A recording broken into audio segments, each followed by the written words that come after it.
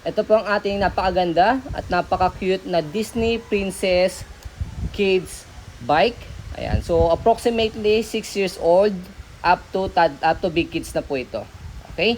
So as long as matangkad yung inyong baby, na kaya po at abot po yung pedal. At syempre, marunong na or pwede nyo siyang turuan for balance bike na siya. Okay? So, pakita natin yung details sa one by one. So, ang ganda nitong bike na to kasi mabigat siya. Japan quality. Oo, Japan. Yung quality niya talaga maganda. Okay? So, ito yung kanyang design. Combination ng purple and pink. So, Disney Princess. Ayan, meron siyang bell dyan. Tapos, yung design ng kanyang, ayan, ang tawag dyan, stopper. Ayan. May mga beads. Okay, tapos, ito yung kanyang basket. Meron lang damage yung basket niya sa gilid, ha. Ayan. Okay. Tapos, yan yung kanyang gulong. Wala naman siyang butas. Ang laki. Bomba na rin yan. Gagamitin nyo na lang po ito. Stand. Yan yung kabilang side ng gulong. Tapos yung pedal niya adjustable, ayan, makikita niyo yung dalawang butas niya. Para pagka medyo malaki na talaga si baby, yung kids po ninyo, pwede niyo siya i-adjust sa mataas. Ito din, oh. Tapos yung kanyang tawag ito, I-screw lang. upuan, adjustable din po siya. Kaya nga po pwede po ito pang big kids na. Yan ang ganda. Tapos yung rim niya, pakita mo yung rim niya, yan hindi siya kinakalawang. Okay. Itong screw lang, normal yan. Bigat ito. Siguro estimate ko yung timbang nito, Estimate 15? ko lang, 15?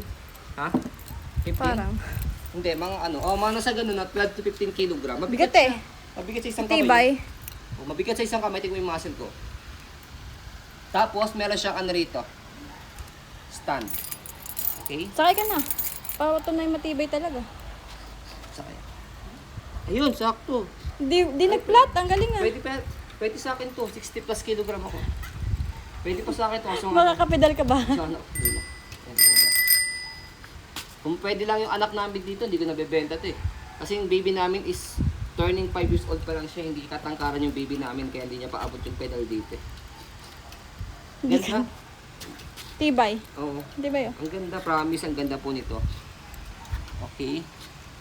Hindi Pink sa pang sales stock. Ang ganda yun. Linis lang yan. Magiging like nyo yan. Oo. Tapos, pwede siyang lagyan dito ng pang balance. Or tawag dito.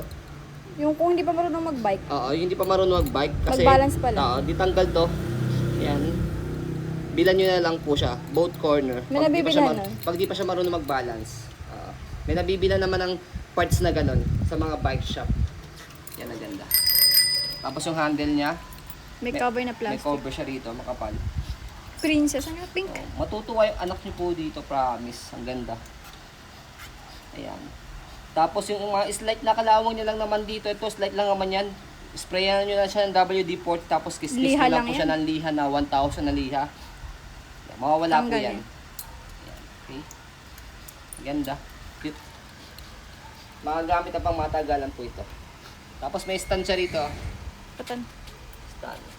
Giza Products. Japan eh. Ang ganda. Hindi ko maintindihan yung Japan. Ayan. Kaya kayo na lang mag-search. Ayan. Okay. Tapos may mga design yung rim niya na ganito. Heart. Iba-ibang color. Plastic yun, di ba? Pag nakita ng baby namin, hindi pa nakikita ng anak namin ito. Pag nakita niya, baka sabihin niya mine. Hindi na ibenta. So, ayan po.